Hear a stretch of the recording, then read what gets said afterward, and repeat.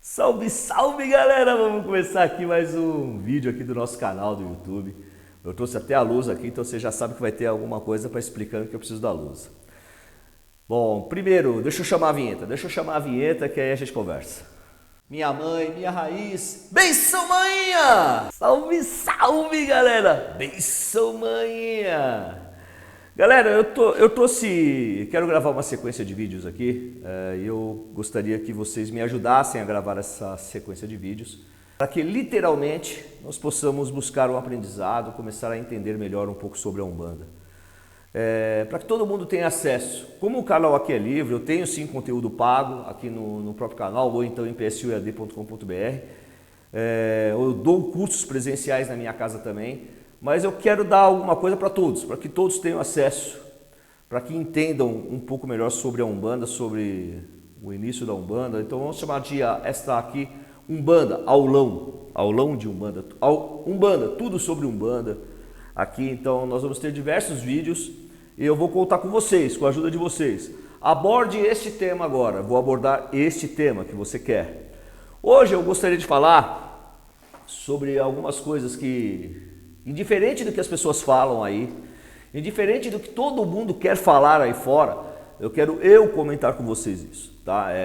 Indiferente se estão falando do embranquecimento da Umbanda, que a Umbanda não foi fundada por Zélio, que a Umbanda não foi fundada por ninguém, que a Umbanda já existia muito antes, nós temos que entender duas coisas muito importantes. Nós temos que entender a diferença entre religião Umbanda e mediunidade. Mediunidade existe há muitos anos.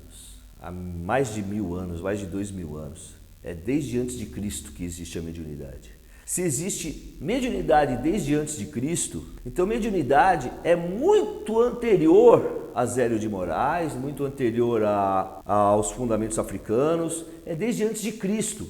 E não estou dizendo que na África não tinha mediunidade. Mas a mediunidade já pode ser relatada nas sacerdotisas de Apolo, nas sacerdotisas de Mico, no Japão, na Grécia Antiga, na religião da Grécia Antiga, na religião romana antiga, que cultuavam a deusa, que eram consideradas religiões estritamente pagãs. Então, mediunidade sempre existiu. Então, não foi Allan Kardec que fundou, não foi Zélio de Moraes que fundou. Mediunidade é inerente ao ser humano. Muitas pessoas, eu falo que todas as pessoas têm um grau de mediunidade. E nem sempre é mediunidade de incorporação. Errado é quem fala que todo mundo incorpora. Errado é quem fala que todo mundo pode incorporar. É errado, porque não são todos que incorporam. Sim, num terreiro pode ter que todo mundo lá que incorpora. Pode ter, mas pode ter também pessoas que não incorporam. Se nós afirmamos que todo mundo incorpora, aquele cara que não incorpora pode se sentir uma carta fora do baralho, pode se sentir um Zé Ninguém, pode sentir uma exclusão, que ele não deve ficar na Umbanda. Então é errado quando nós afirmamos isso. Errado é quem afirma isso, que todo mundo pode incorporar. Porque incorporação não é você colocar o dedo aqui e fazer umas caretinhas, não é não. Incorporação não é você apertar o play e incorporar, não é. Está muito além. Incorporação primeiro é você incorporar os valores espirituais das entidades. Isso é incorporação.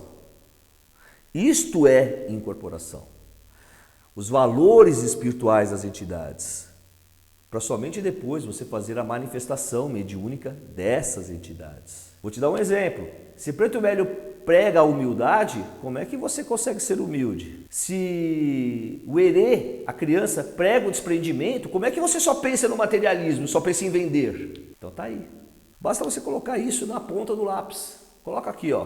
Criança, desprendimento material. E aqueles caras só pensam em vender, que eles querem números. Será que eles estão falando de modo sério da Umbanda? Ponto final, não vou mais discutir sobre isso. E tem aqueles caras que afirmam que nunca foi Zélio que fundou a Umbanda. E eu não estou aqui discutir se foi Zélio que fundou a Umbanda ou não. Mas nós temos um marco, e esse marco inicial dá-se a Zélio de Moraes. Foi errado? Não foi errado? Outros mereciam? Ele não é merecedor desse reconhecimento? Isso não vem ao caso. O fato é que ele foi reconhecido. O fato é que foi o caboclo das Sete Cruzilhadas e Zélio de Moraes que colocou a cara a tapa. Que colocou a cara dizendo, ó, nós estamos fazendo um outro tipo de religião, um outro tipo de atendimento espiritual. E com isso, dá-se o início, que todos vocês já estão cansados de saber a história de Zélio de Moraes, eu não vou ficar aqui contando a história. Mas dá-se a início em 15 de novembro de 1908, quando o caboclo das Sete Encruzilhadas se manifestou e revelou que haveria uma nova forma de religião, onde não haveria renegação de negros, de índios e de tudo mais.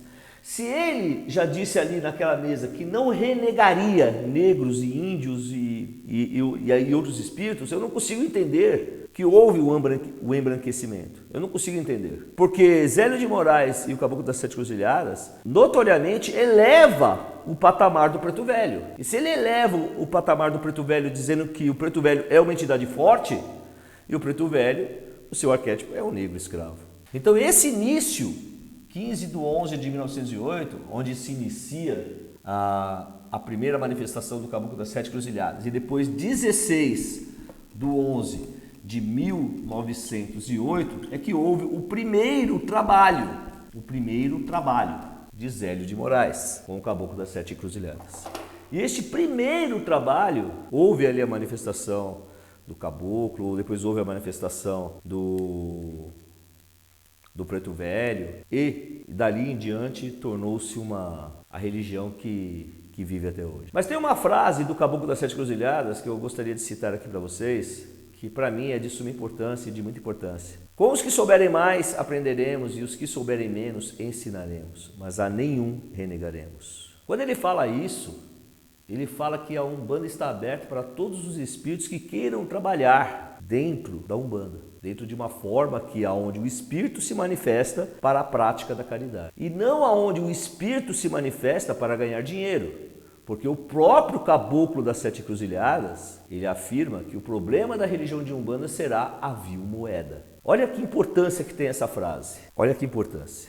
Com os que souberem mais, aprenderemos. Os que souberem menos, ensinaremos. A nenhum renegaremos. E o futuro da religião terá o problema com a vil moeda.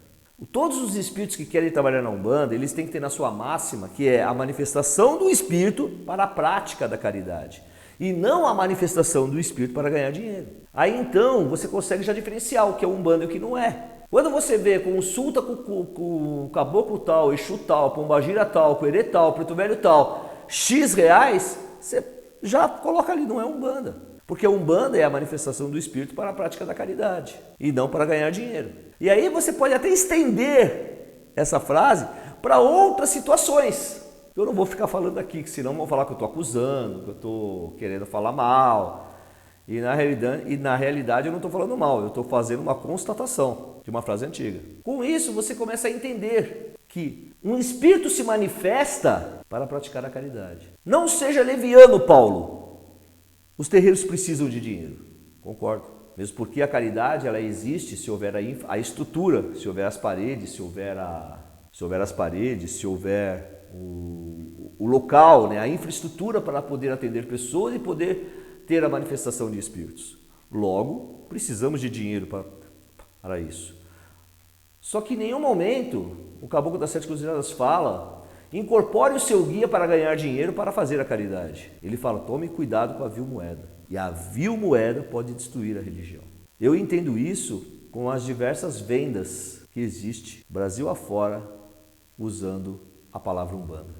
Putz, vai começar de novo isso, você já está sendo repetitivo. Sim, estou sendo repetitivo. E aqui eu encerro esse primeiro aulão, tudo sobre Umbanda, né? Umbanda, tudo sobre Umbanda. E vai ser uma série de vídeos que eu vou fazer sobre isso, que eu quero gravar com vocês aqui, tá bom? Axé, galera!